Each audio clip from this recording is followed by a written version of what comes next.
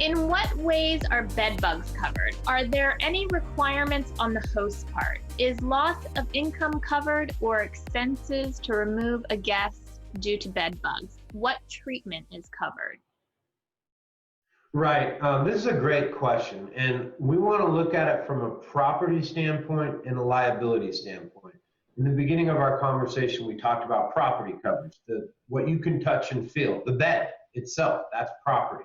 And then we want to think about the liability aspect of someone getting bitten by bed bugs and ultimately coming back and suing you.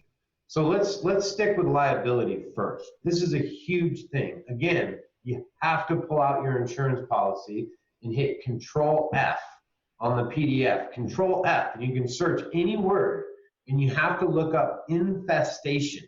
They don't define it as bed bugs. They define it as infestation.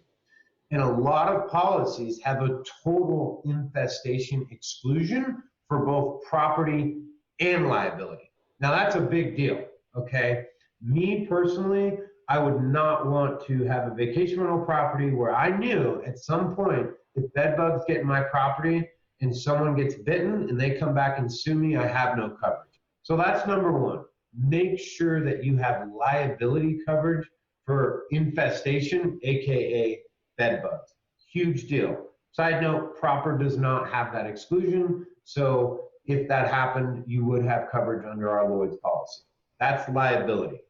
Property damage, what happens as a result of bed bugs? Number one, your property is typically damaged. Some people just throw out the mattress with the sheets and the pillowcases. They take them to the dump.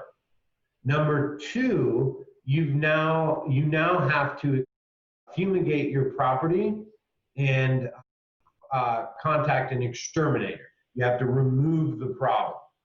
And then number three, you've now lost business income because you've had to shut your property down for a week and you've had to move your current guests that were going to stay there somewhere else, to a hotel or to another vacation rental property. Unfortunately, all insurance, homeowners, landlord, commercial, every policy in the United States excludes bedbug infestation from a property standpoint. No coverage for the bed, no coverage for the extermination, no coverage for the lost business income. It's what's considered cost of home ownership.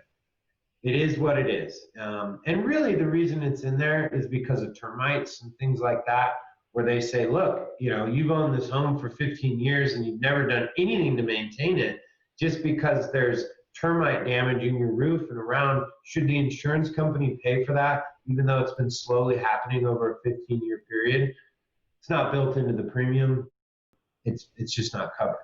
So what Proper Insurance did, with the help of Debbie from Host to Host, she really pushed me on this. I have to give a shout out to her. We actually created a first of its kind endorsement where we cover the extermination cost, and we cover the lost business income for 1 week, up to 1 week's worth of lost business income. We don't cover the mattress though, because that's subject to determination. Should I throw it away? Should I not throw it away? Was it a $1,000 mattress? Was it a $10,000? It is what it is. The property damage is still on you. It is what it is, but pretty cool. We cover the average extermination across the U.S. is $2,500. And usually the lost business income is 5 to 7 days. And the max we will pay, we put a cap on the endorsement, is $15,000. So for example, let's say the extermination was $5,000 because you had a very large property, and you lost $15,000 in business income in a week because you had a luxury rental. We're not paying you $20,000. It caps at $15,000. That's the max the endorsement will pay. But very cool. We're the only company in the U.S. that does that. Yeah, very cool, very cool. And the moral of this story is just make sure you have your mattress encasement on your mattresses. That might help save them.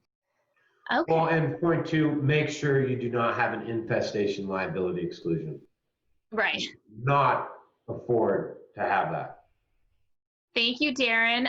One other quick question that comes to mind. So when you also mentioned termites, does it cover a termite infestation as well? No, that's not covered. Now, that's regular homeowners insurance too. So you are coming to me today, I believe, from your primary residence in the great state of California, which I love. It's dear to my heart. My parents live outside the Bay Area. If you found termites at your property and you contacted your homeowners insurance company, they would not pay to have the termites removed from your property. However, if your property collapsed as a result of termite damage, all of a sudden your house collapses down one side, that would be covered. So collapse as a result of infestation covered. The cost to remove and repair termite damage not covered. Okay. All right. Thanks for the clarification.